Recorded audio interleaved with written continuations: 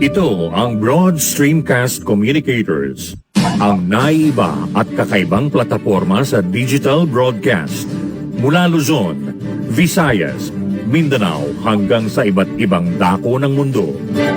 Broad Streamcast Communicators, ang sandigan ng sambayanan mula sa walang labis at walang kulang na pagbabalita, paglilingkod, maglalahad ng mga mapagbuong komentaryo at usaping pambayan para sa kapakanan ng karamihan.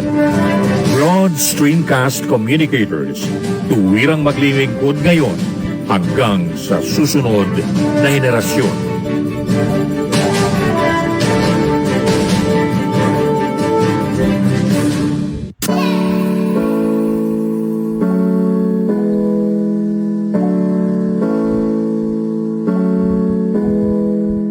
Buhay Online, chikahan at kaalamang pangkabuhayan. Ating tunghayan, pakinggan at tuklasin ang mga pangyayari at kaganapan sa mundo ng online. Buhay Online, chikahan at kaalamang pangkabuhayan. Alamin ang pinaka-latest trends mula sa trabaho at kung hanggang saan na ang narating ng teknolohiyang ito. At ngayon, narito na ang ating host, ang ating Techie Mami, si Jaye Bautista.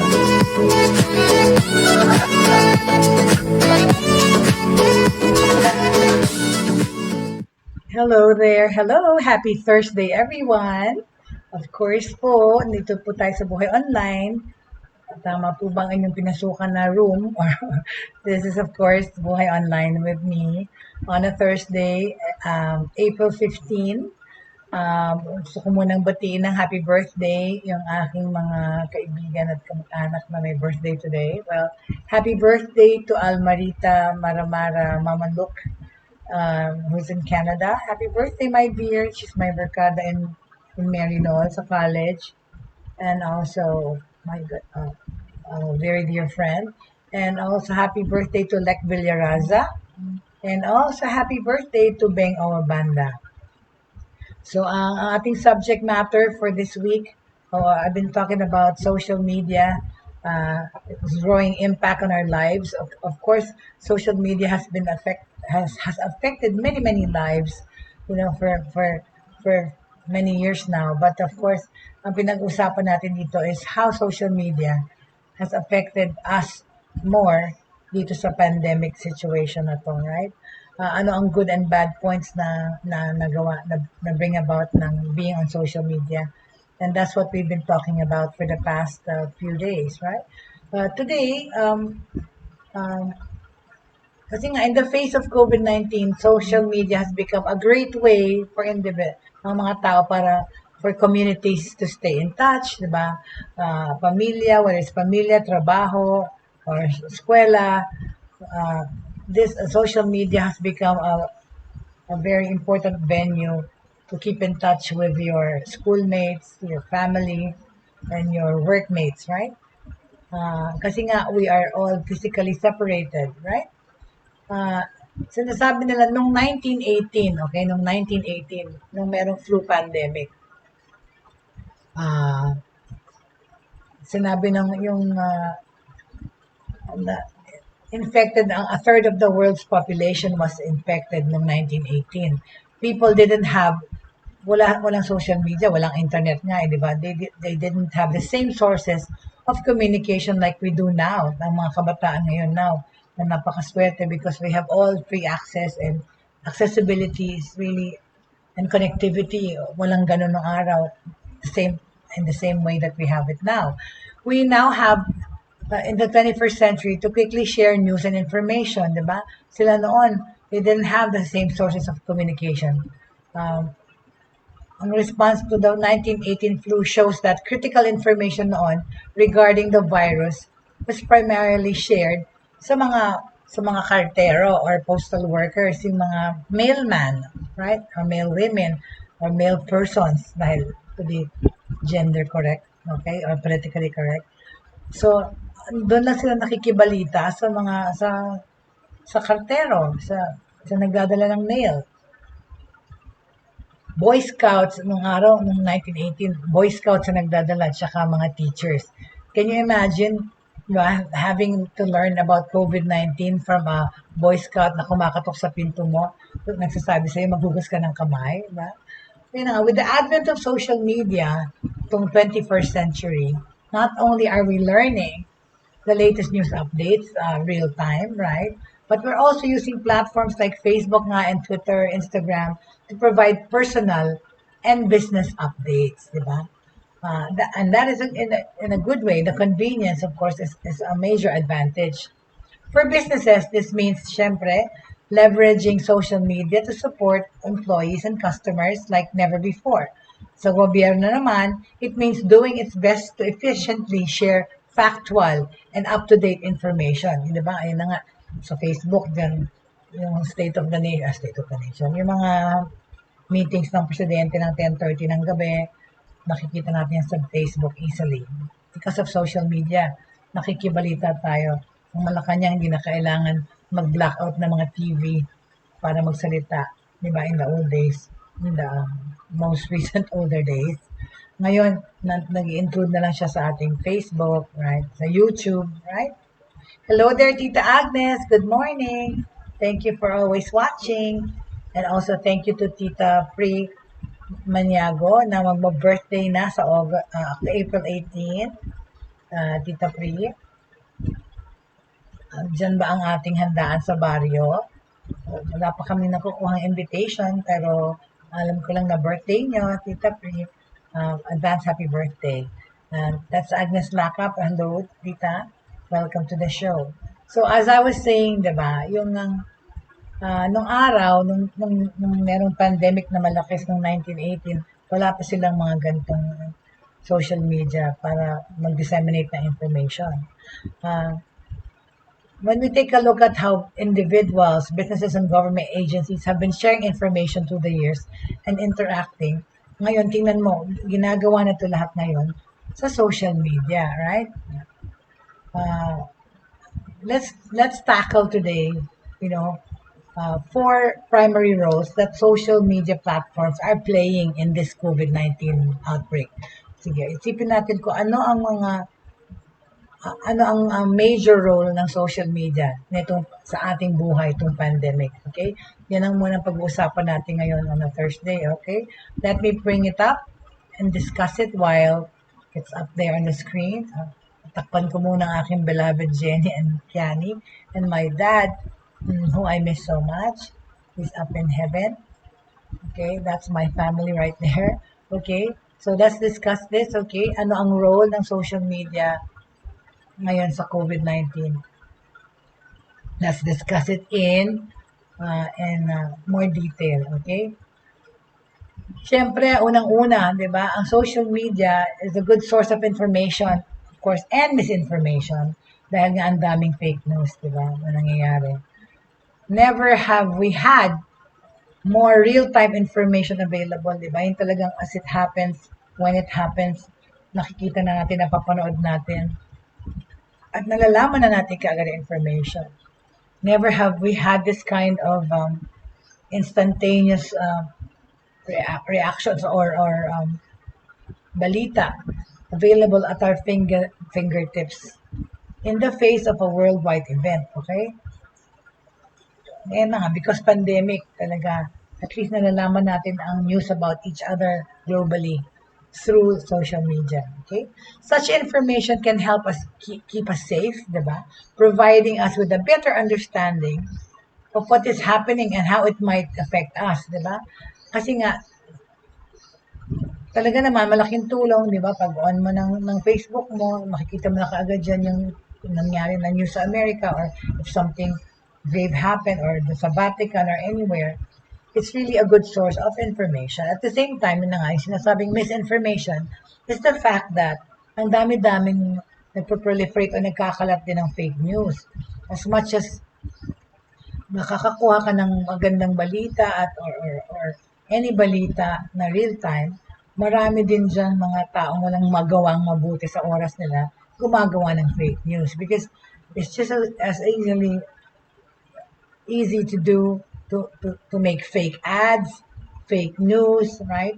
So, pag magagaling yung mga graphic or magaling sa computers, they can just really invent, gagamitin pa talaga kunyari, galing mismo sa CNN or something yung news, pero actually fake. That's why I keep stressing, and I've been saying also, we also have to be careful what we read, what we see on social media, not to always believe everything till you verify it.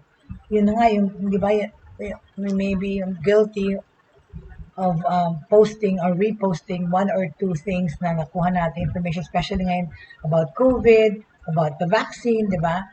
May mga andam-dami nagpo-forward sa iba-ibang platforms natin like WhatsApp, Viber, or sa Messenger. Bago nyo i-repost yon, please, verify nyo muna kung saan nanggaling, kung anong source nung post na yan, at kung totoo siya. Because ang dami-daming nako-confuse because of the mga fake information that spreads around. Especially regarding the vaccine and the efficacy. No? Tapos kasi, yun na nga, kasi sometimes, social media can also kasi spread false information, including miracle preventive measures, di ba? Yun din, pati yung mga sa marketing, yung mga kunyari, mga gamot, miraculous, nakakatanggal ng ganyan, nawawala yung sakit mo, whatever. Basta mga false claims about the pati pa nga false claims about the implementation ng ECQ, GCQ, or yung mga rules, sometimes mali-mali yun kasi may gumawa lang ng post na yun. So please, try to always be careful and verify first the news, especially the news that you will repost and disseminate. Okay? Pati yung mga tungkol sa conspiracy theory ng COVID-19, right? All those things. Tsaka, yan, sa Pilipinas, kung ano-anong minsan, sabi ng ganitong kunyari, sabi ni Mayor ganyan, itong salita niya, o yung mga nag-endorse ng gamot na pwede mong inumin in this COVID-19, please, verify first bago kayo maniwala, alright? Or bago nyo lalo i-repost, okay? Social media companies are working to combat misinformation on coronavirus. Talaga naman kasi nga, ang dami-dami, mixed messages today and mixed emotions na feel ng mga tao sa mga balita na napatanggap nila. At a time where many of us are grappling for as much information as we can get our hands on, lalo-lalo na tungkol sa virus, lalo-lalo na tungkol sa vaccine, the public is especially susceptible to false and sometimes hazardous claims. Yun na nga, minsan sabi ko talaga, minsan nakakatakot na yung mga kinakalat. Or yun nga, ang daming nagkakalat na mga certain medicine is a cure for COVID-19 and that you should take it. Sabihin ko na rin yung tungkol sa ivermectin, tsaka linwa. All those are medicines that were already there for a long time. Pero please, bago tayo uminom niyan or gumamit, consult your doctors first, okay? Hindi ko sinasabing hindi siya effective, but we have to make sure that it's right for us. Baka mamaya, mas makabuti, makaharm pa. Okay? Sabi nga, sa Amerika nga daw, sabi ng PEW Research Center report, about half of Americans say that they've seen made-up news about the coronavirus. Eh talaga naman kasi ang dami-dami na nagkakalat niyan, okay? So anong dapat natin gawin? How can we distinguish between trustworthy and untrustworthy social media sources, right? Paano natin i-check? Ang pinaka-best rule of thumb dito para ma-ensure nating information ay accurate is to check the original sources. Tama, like sinasabi ko na yun the other day. Check the original source of the picture or the post or the text or the copy that you are reposting or reading. Check the original source and make sure that those sources are indeed trustworthy, number one, and that the information was relayed accurately. Diba?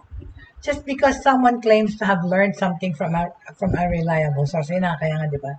Minsan, kaya sa Viber group nyo, magpo-post yung isang kaibigan nyo, and then sasabihin niya, saan mo nakuha yan? Oh, I got it from a reliable source.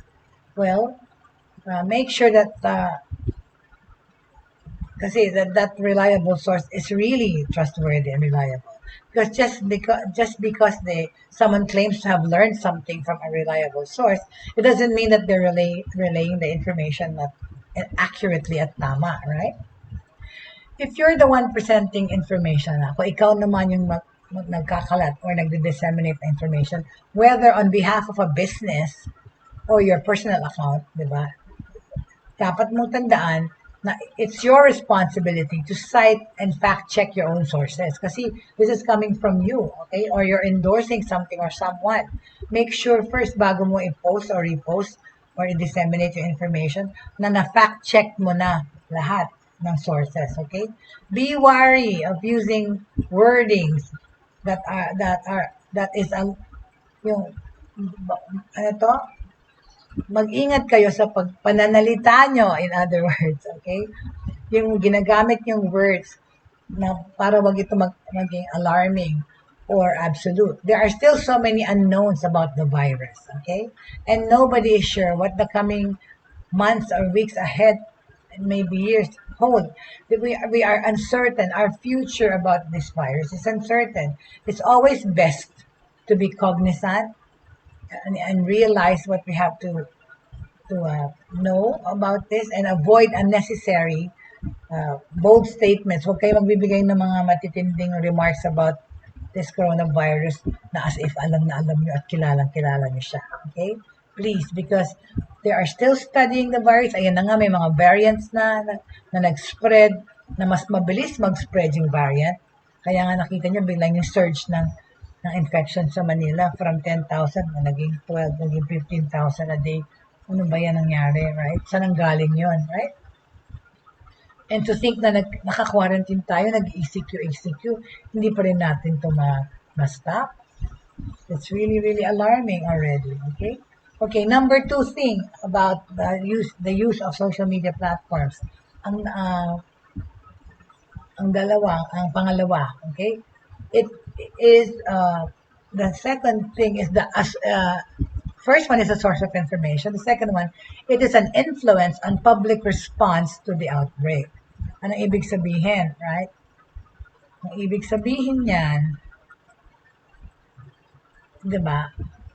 Billions of people are free to publicly share their opinions on COVID-19 across the various social platforms across the world. You know, di ba? We've seen individuals, organizations, and businesses use social media to spread awareness of COVID-19. It's only right to do that because it's only right to make viral special information that will prove to be helpful sa pagpuksa nitong COVID-19. Okay? So, yun na nga, businesses use social media to spread awareness of COVID-19 as well as the public actions that can be taken. Okay, there are here are a few distinct ways social media has influenced the public since the virus reached epidemic and pandemic levels, diba? Isitahin natin ulit kung saan naging effective or na-affect tayo sa social media nitong pandemic. Social distancing and home quarantine, diba? Ang nag-trend na yan last year. Social distancing tsaka home quarantine. Yun na nga yung 2 weeks kang mamamalagi sa iyong kwarto. Avoiding contact with all other humans and living things, okay? Until before, many of us didn't even hear about before the pandemic, a lot of people didn't know about social distancing. Which sabi ko nga, sa Japan, I have a lot of students, sa kanila yung social distancing normal. Sabi nga ng mga Japanese, bakit sila, of course, ang kanilang death rate mababa sa Japan, pero the virus is also spreading fast like the Philippines. Sa atin din naman mababa ang death rate eh. Pero kasi sa Japan, sila unang-una sanay sa social distancing. They don't shake hands, they don't kiss and hug, they don't hug each other when they see each other. Tsaka, pag inuubo sila or may sipon, they take it upon themselves to really wear masks already so that they don't contaminate other people, right? Tsaka yun, hindi naman nila talaga pinapasok sa loob ng bahay ang galing sa kalye ng mga sapatos or even damit. Nagbibihis sila kaagad, right? ano yung sabihin ng social distancing? It refers to staying at least 6 feet away from others to help prevent the spread of the infection. Di ba? Yun na nga yun. Kaya yung mga safety protocols na yan, nangyari na rin sa mga restaurants na nagkakaroon ng parang shield. Pagka face-to-face kayong kumakain, kailangan meron pa din doon na transparent, right? Or kung side-by-side kayo naman, you have to have seats apart, right? You have to be seated apart, like one chair apart each. Now, social media users from friends and family to celebrities and government officials, they are regularly calling for social distance. I mean, the whole world is calling for social distancing. Kasi nga, nakakahawang mabuti itong virus na ito, right?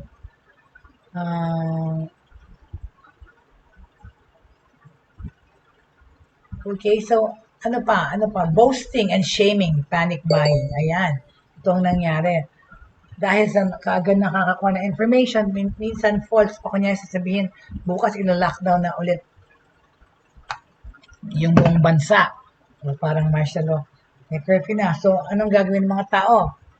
Many people have been excessively purchasing household goods, sanitation products, and food in fear that necessities will no longer be accessible. Hindi naman yung totoo kasi nga nagre-remain na bukas yung mga groceries. Kahit na shortened hours, right? Just like they do when, kunyari mga tao, when there is a hurricane or some other natural disaster, what do? They prepare for it, right? This is over purchasing or buying too much. Minsan nga, di ba, you're buying too much. Minsan, nag-hoard ka, kagaya nung umpisa, di ba, yung alcohol, naubos na, yung face mask, naubos na. Pero ilan lang kayo sa bahay? 3. Huwag naman ganun. Think about other people, right? Don't hoard, okay? But this is actually, purchasing so much has become so commonplace that social media users have coined a phrase to describe it. Panic buying. So, hindi naman social media users lang nag-invento ng word na panic buying, no? Hello. Panic buying is like an operative word during times of calamity and stressful times. Panic buying has been there for ages. Hello, hindi yan social media user nag-coin. On social, okay, panic buying is being discussed in 2 ways. People are posting about their own panic buying, showing images of carts filled with toilet paper, water bottles, right, and frozen meals. And number 2, anong number 2 kind ng panic buying description? People are posting pictures of empty shelves or other people's carts as a way to shame supposed panic buyers. Talaga naman, pag nakita mong bulto-bulto ng bulak or anything, or toilet paper, or ang bumibili sa harap mo, especially in this pandemic, talaga namang maiinis ka, di ba? Feeling nila panic buying. Yung pala hindi naman panic buying, sari-sari store pala negosyo nito. Kaya siya ganun karami bumili. So please, verify nyo rin muna bago kayo maghusga, okay? Alright? Number 3, anong gamit ng social media, okay? In this pandemic. Ito, talaga widespread ito, right? It is like using social media as a marketing platform, di ba? We've been doing this, right? Thus nga, maraming mga ahensya, travel agencies nagsara, travel agents or companies because nga, ngayon, dinala na sa digital ang pagmamarket. Ang marketing platform is open dyan online, alright? The COVID-19 outbreak presents a defining moment. Okay? It presents a defining moment for many brands in how they choose to market their product, right? Yun na nga. Dahil nga sa yung social media marketing ng tawag dyan, digital marketing, social media marketing, because ito na ang naging very important tool for marketing and sales kasi something that you post, something that you introduce to the market, it can go viral depending on how good your material is or your content is, di ba? Na kung kaano mo ka mahusay ibenta yung produkto mo or service online. So it has become a marketing platform, right? The COVID-19 outbreak presents a defining moment talaga for many brands. Unfortunately, we're going to see people who are selling snake oil type products Think of essential oils claiming to provide immunity, o yun na nga, yung mga ibang mga produkto tuloy, kinoconnect nila sa COVID-19 kahit di naman yun gamot, right? Kasi nga, they're latching or nakikiangkas sila dun sa COVID-19 period. So, kung ano-ano lumalabas dyan, drink this ganyan-ganyan sort of whatever, antioxidant thing or whatever for your immunities. But of course, hindi mo sila masisisi dahil they found this as a marketing ploy. They found this as a way to market their goods and services, capitalizing on the COVID-19 pandemic situation. Some businesses will even pray or bibiktimahin nila yung itong mass hysteria. Especially businesses putting extra dollars behind social media ads, selling products like hand sanitizer and face masks, mga PPE, despite frequent claims from the health organization that face masks alone are not effective if you don't have the disease. Sabi daw, okay? Tapos yung mga popular hashtag lumalabas dahil sa social media, impact ng social media nitong pandemic. Popular hashtags popping up related to social distancing and quarantining include hashtag social distancing, hashtag quarantine and chill, and hashtag my pandemics survival plan. Iba-ibang hashtag, di ba? Kanya-kanyang, kanya-kanyang trip sa theme ng hashtag, right? Ano pa ang nagagawa ng platforms, ng social media platform in this pandemic? Socially responsible product marketing dapat kasi, right? Because we do our product marketing now online, digitally. But sana socially responsible din ang ating pagpamarket ng products, right? Online. Because despite the uptick in alarmist focused media, sabihin pa yung mga call to action ito, nakakagulat, yung mga ads. Okay? There are many businesses providing powerful and empathetic responses to COVID-19. Talagang naman yung mga ibang mga ads talaga nakakaantig ng damdamin, right? The main responsibility of brands right now is to provide, okay, for the safety and well-being of the employees nila at saka customers. Totoo naman. That said, there are certain business models that lend themselves particularly well to providing relief for many people during this time. Okay? Kaya dapat din kasi yung mga employers would take this time to think more carefully about the health of their employees, lalo na yung mga frontliners, yung mga production ng food, you know. Yung Pampangas Best nga, you know, na ano ko na before yan, hindi maganda masyado ang kanilang trato sa mga empleyado before the pandemic, lalo na pa nga ngayon kaya. You know, my husband to be was working for Pampangas Best before tapos nagka-pandemic na noon, like, you know, but of course she's already left that cold because nagninegosyo ang aking shift na better half.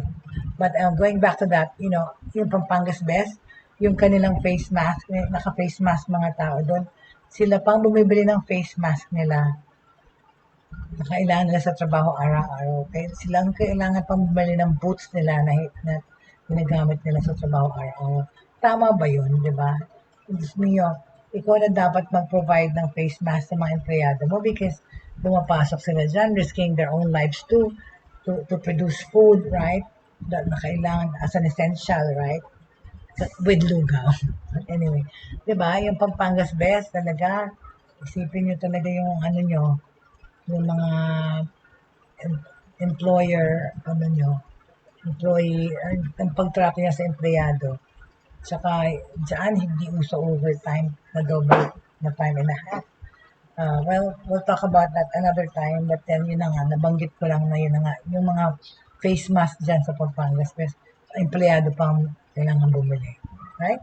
Okay, so what else? So, streaming services, kunyari, for instance, are providing entertainment for those bored at home. Diba? Kaya nga tayo nanonood ang dami ng Tulfo, right? O ng mga vlog ni Alex Gonzaga or any vloggers for that matter para aliwin ang sarili natin in this pandemic lalong-lalo na. Tapos markets and restaurants with delivery services, yan talaga naman. Ang pag-delivery. As much as may na-market online lahat ng goods and services, mga restaurants, mga pagkain, yung mga nagsara na sa mall na negosyo, na ngayon dinala nila online ang kanilang business because of ordering, lumakas ang negosyo ng Grab or ng Lalamove, yung mga yung mga riders na nagde-deliver, they're frontliners too. Nag-open up ang ganyan trabaho for some people. But markets and restaurants with delivery services are able to safely provide groceries and meals to those unable to venture out. Or lalo na kung mga senior citizen pareho, lalo na ngayon MECQ sa Manila at sa mga nearby cities like Laguna and Cavite.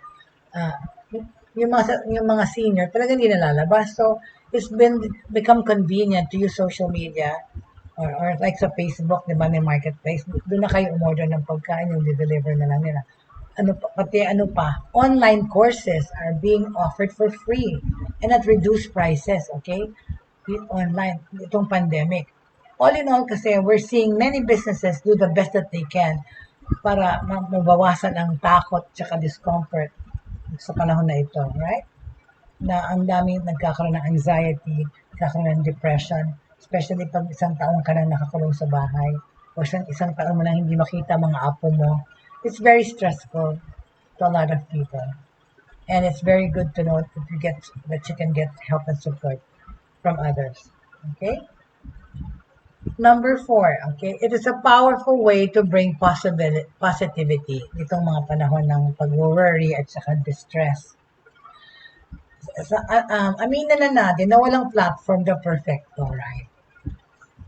But where there has been misinformation and fear on social media, dahil sa mga fake news, tsaka sa mga walang magawang mga troll, walang magawang mga cyber criminals, there's also been, di ba, kahit na merong mga ganong disadvantages, mas malaki, mas marami ang nakukuha nating vital information, life-saving information, connections, networks, di ba?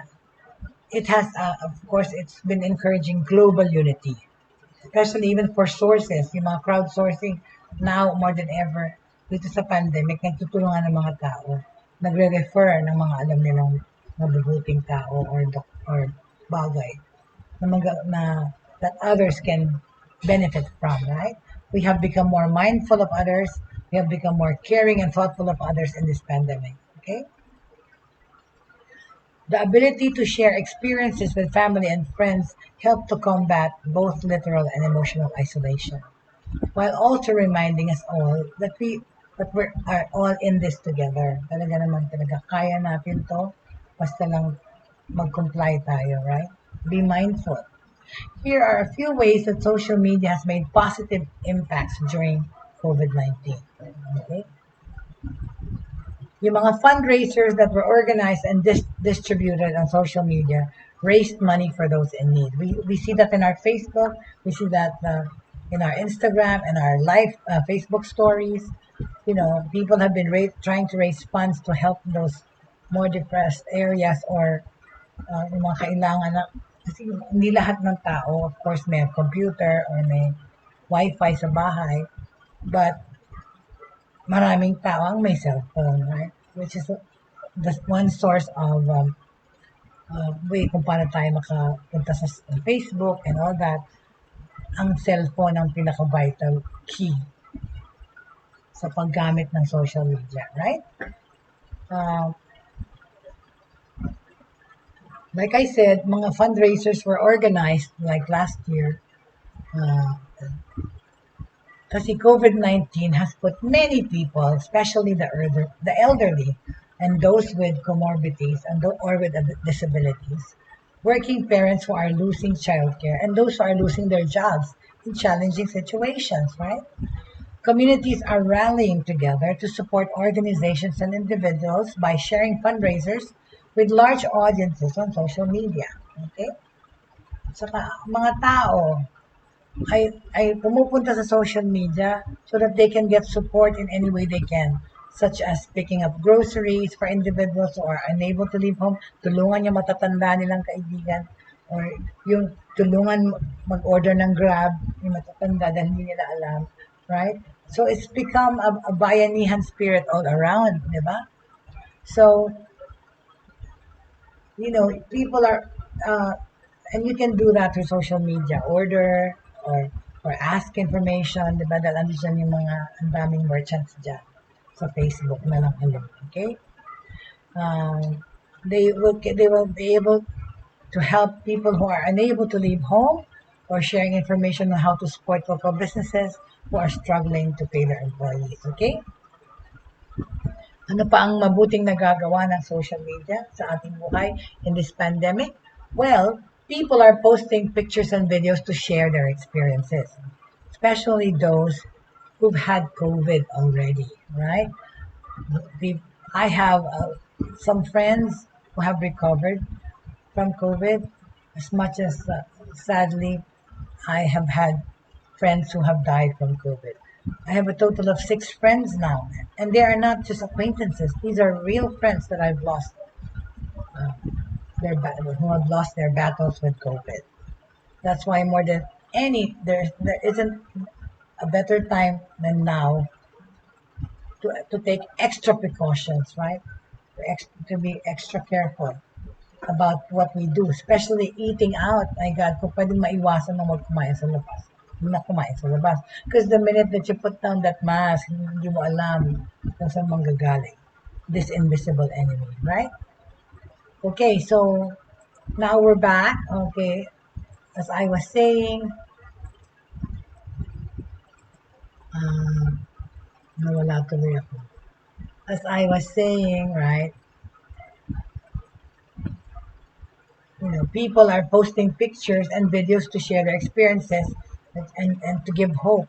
Yun nga, yung mga kaibigan ko na mga politician na nagka-COVID na, or mga celebrities na nagka-COVID,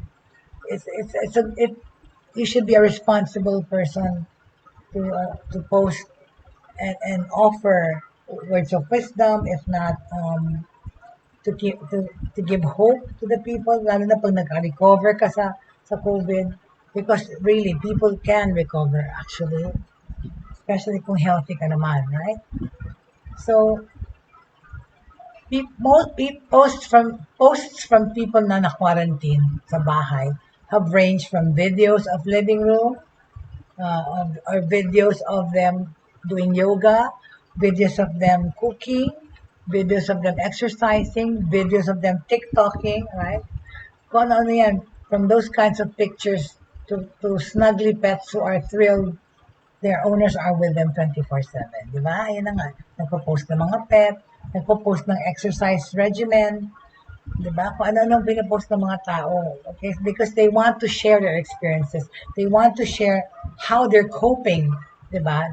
Dito sa pandemya na to. Kaya nila yung ginagawa.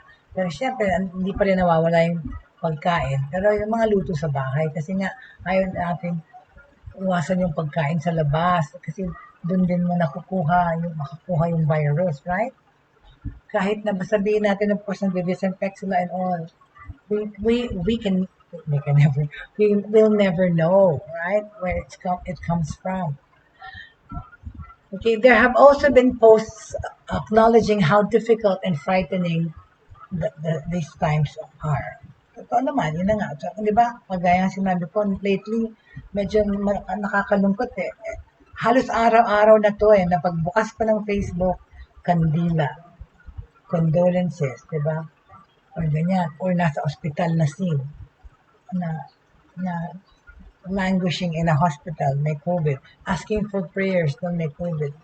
Pero yun nga, mas marami yung actually, nakita mo yung deaths, Tuloy na, isip mo bigla, kung nakita mo yung namatay, kasama siya dun sa tally today, na 28 deaths, kunyari today.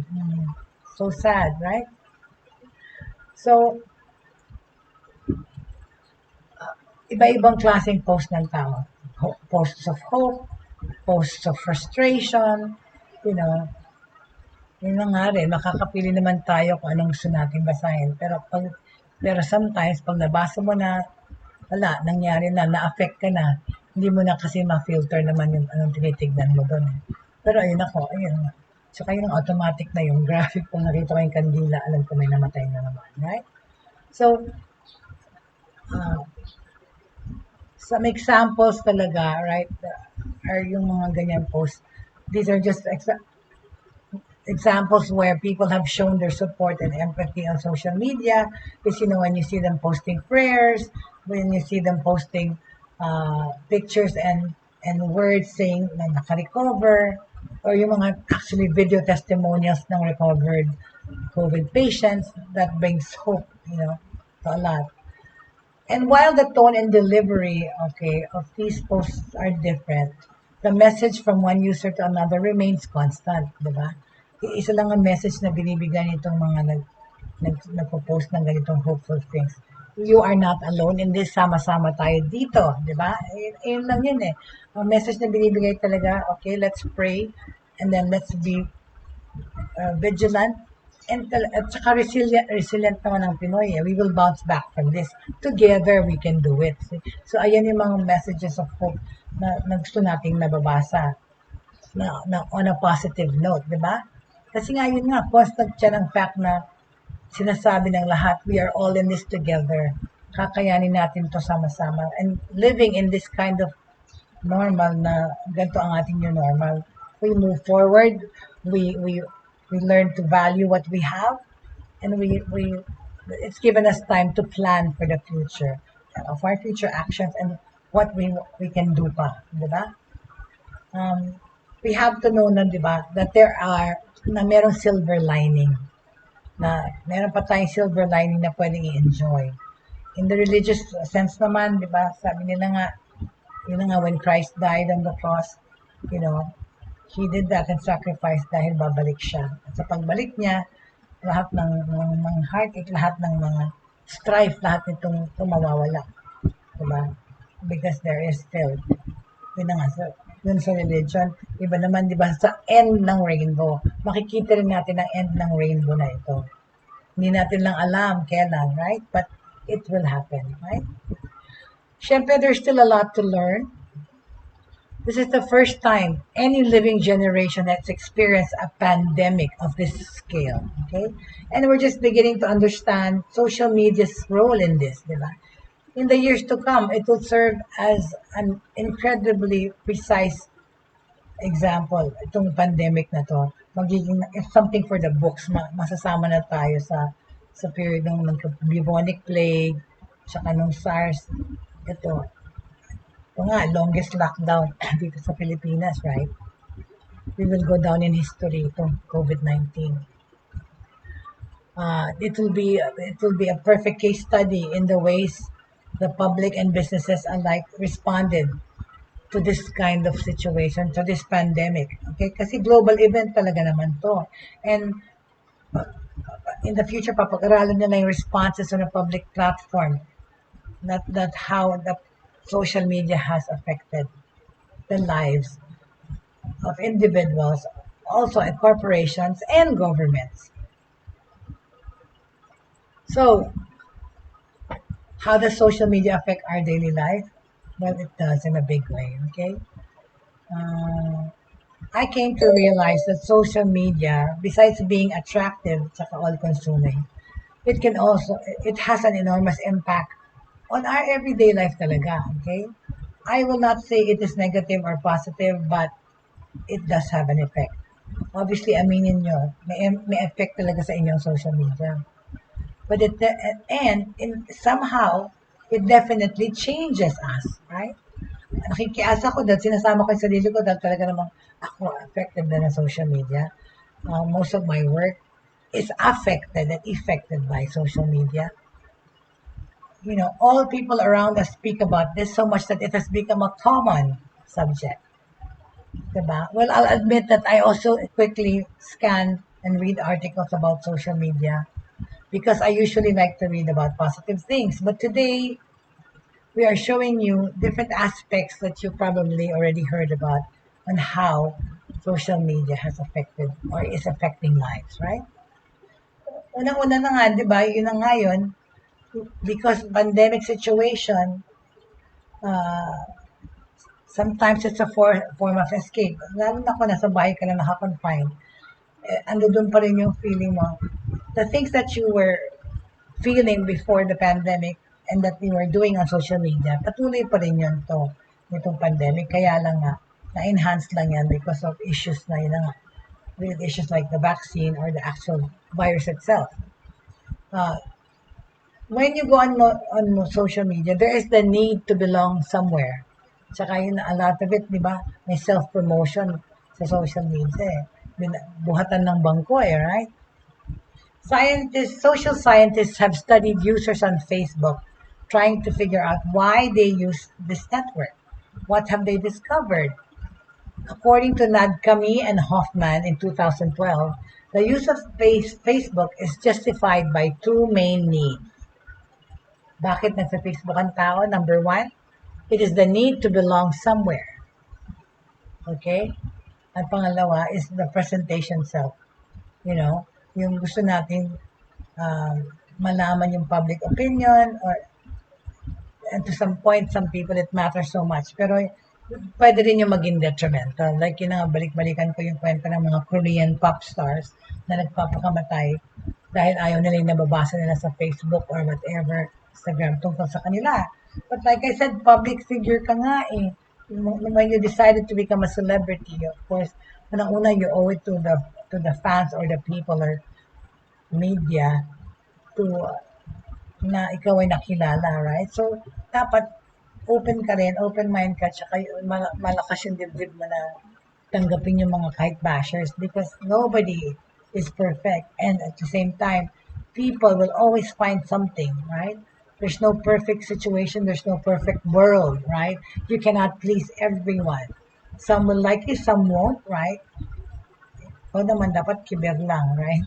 If you like me, you like me. If you don't, you don't. But this is what we have to watch out for, okay? The idea kasi that we all have at least one social network account, right? We do not notice the need to belong only in physical society where we are all part of groups helping us to develop ourselves, diba? And to consolidate our identity, right? But also in the virtual world where social networks have the purpose to build relationships. Ito naman, like yung mentioned ko na yan in previous lessons, and again, I mentioned it yesterday, you know, in this pandemic, lalo na pag sa bahay ka lang palagi, di syempre, in between, nagchat-chat ka, and then, you tend to also, there's an opportunity for you to build new relationships and have a broader network through social media, right? So far, so good, diba? But what to do when we forget that we can also make new friends in the park? If you walk in the park, or we go out to an open air situation, syempre, because we're too intently watching social media and using social media, nalilimutan na natin na pwede pa rin naman tayo makipag-friends in real life sa totoong tao, face-to-face, not virtual, right?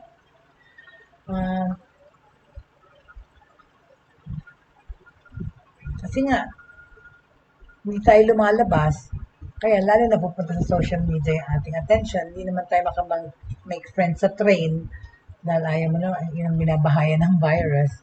Okay? There are still people who have the courage to offer you a sincere compliment in the park. Isipin niyo yan. Talaga, kung merong park na malapit sa inyo, open air. Talaga naman may mga tao, pag pumunta ka doon, babatiin ka, right? But that was in the past. Kunyari, pag may nakasabay ka, yan. Ay, ano ngayon yung new normal? Kung hindi ka makapag-interact ng ganyan sa public places or parks or the bus, okay? Because now virtually you can do just that, right? On the other hand, social media networks have the power to guide the way in which we want to look in front of others. Yun na nga. Each photo that we share, each posted word, indicates certain personality features. Totoo naman. You know, try to do your profile on your own, okay? Like I said, certain personality features, but also an image that we would build depending on the expectations we think others might have from us, okay? The presentation of self is many times unrealistic or creating an illusion which can disappoint others, diba? As well as yourself, bringing interior controversy and frustration. Like when na-mention na natin before kasi, diba? Yung mga ibang tao may false identity or may fake news ang kanilang identity. Prerogative nila yun. As long as they go online and, and they don't harm anybody. But of course, to tell you, it's sad dahil marami pa rin cyber criminals na nagkakalat dyan sa social media trying to find a victim. So, kwidaw lang talaga. Just watch out for that, okay? Face-to-face interaction versus social media interaction, okay? In a specialized study in 2002, McKenna proposed 4 major factors to differentiate internet action from face-to-face one, okay? Ang social media, you have more anonymity, meaning pwede kang magtago sa personality ng kahit na sinong Herodes, right? Okay? Kasi pwede kang anonymous, boses mo lang, kung kinakausap nila. Number 2, you have to have less emphasis on the physical aspect, alright? Number 3, better control over time and the rhyme of interactions, alright? And lastly, ease of finding similar-minded people. Ayun nga, when you start a channel, when you start a chat group, make sure that, there's a designated, there's a group na pwede mong kausapin. At yung mga resource people na nami-meet online din, verify nyo rin muna. Alright? If you take a closer look sa mga sinabi ko, okay, we will notice first yung positive aspect, which might improve a lot of our everyday lives, right? Sabi din, we should have less emphasis on the physical aspect. But this is a good thing, I think, because everyone speaks about how important it is to emphasize inner beauty, not the outer one. Okay? So these are some of the things na impact ng social media sa buhay natin. Tapos yun na nga, when you go online, you tend to find similar thinking people like you, or like sabi nga nila, birds of the same feather. So you attract people that are more or less like you, with the same interests, right? And that's what you have as a chat group, right? Everyone speaks about how important it is to emphasize inner beauty, not outer one. We do not refer to the first impression, when we meet somebody, first impressions yun, because we cannot ignore the physical aspect. Kung naman, when we meet somebody for the first time, anong iisipin mo? Ang ganda niya or ang pangit niya. Kasi yun ang reality ng life. Tinitingnan ka agad yung outward appearance pag nag-meet kayo for the first time, right? We must admit that most of the times we judge a person based on their Facebook photos. Kunyari, have you seen how her hair looked in that photo? But did you see her nose?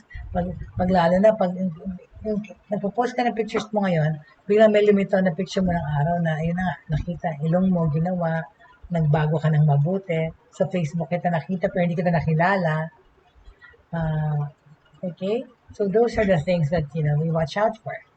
With regards to kung paano kadali maghanap ng mga taong pareho mo mag-isip or bagay sa'yo, mahirap. Facebook helps us find out a user's hobbies, interests, favorite music, or movies, all through a single click. All right? There's no need to know that person for years to know everything about them.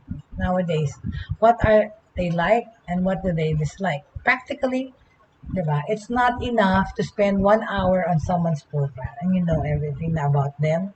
Hindi yan mangyayari. You have to seek more information. Especially, kunyari, if you're going to meet somebody in person na nakachat mo for years, uuwi siya kunyari sa Pilipinas para i-meet ka.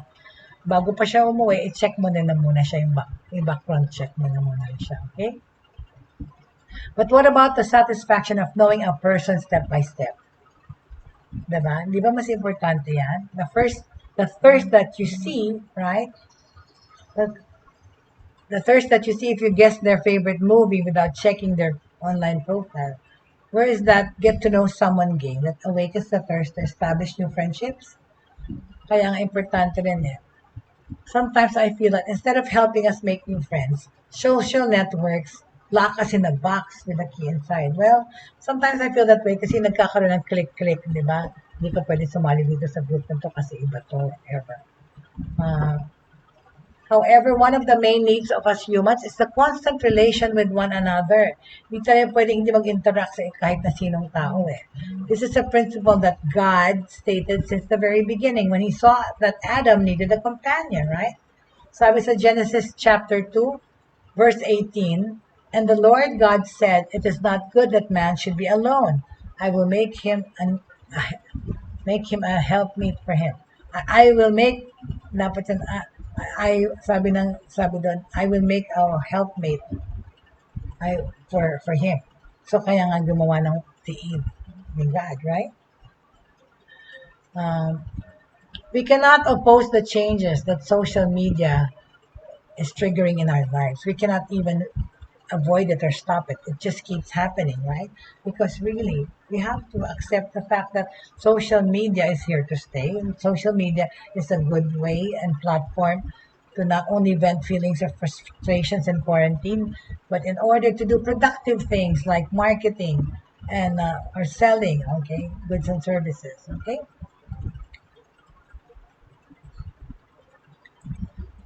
So in closing, all right, gusto ko lang sabihin na social media's impact in our lives, yes, check. Especially in this COVID-19 situation, double check because now more than ever, yun na nga, parang nagiging dependent tayo sa technology, right?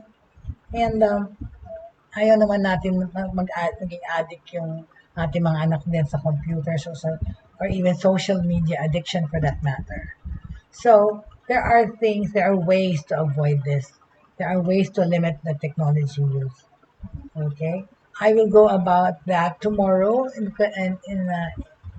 as a continuation to today's subject on social media, how it's affecting us in this pandemic. So bukas ko na lang tutuloy ulit. Meron pa naman tayong material hanggang bukas before we wrap up the series on social media impact in our lives. Okay? All right. So thank you so much for those who joined me for the show today. And sana huwag niyong kalimutan na pagkatapos ng aming mga live stream broadcast dito sa Facebook, we immediately are transferred to YouTube where you can watch previous episodes of our shows po. Every hour on the hour, Monday to Sunday. Ang inyong lingkod po, Monday to Friday lang. Right? So tomorrow pa, meron pa akong bukas para makipag-usap at chika-chika and to give you information tomorrow on how social media is going to impact is being seen so rapidly. Okay? All right. So with this, I would like to say goodbye for now, for today. All right? Tsaka napakainit. Keep safe. Hydrate. Tsaka yun na nga, vitamin C. Flush your body with vitamin C. If not taking the vitamin, actually find it in the fruits that you eat, right? And the water that you have to keep drinking. Kasi ang init ng panahon, pwede kang ma-dehydrate. So maraming salamat sa mga na tumutok today and who joined me today. Thank you very much, Agnes Lakap and the Lakap family for always being supportive. Thank you. So hanggang sa bukas muli, alright? This has been Jay Bautista talking to you about online life, which is my life. See you again tomorrow, alright? At subaybayan niyo po ang Double Ratsada kasunod po nitong aking program. But if you have to, please like the Broadstreamcast Communicators page and then be notified of our shows. Thank you very much. And with this, I'd like to bid you happy birthday again to my dear Almarita Maramara Mamandok. And happy birthday also to Beng Awibanda and Lek Villaraza. Okay, so keep safe, keep the faith, hope, and love alive, burning in your hearts, right? And we will not do it. Thank you and God bless everyone. Maraming salamat po. Magkita-kita tayo muling bukas. Okay? Maraming salamat.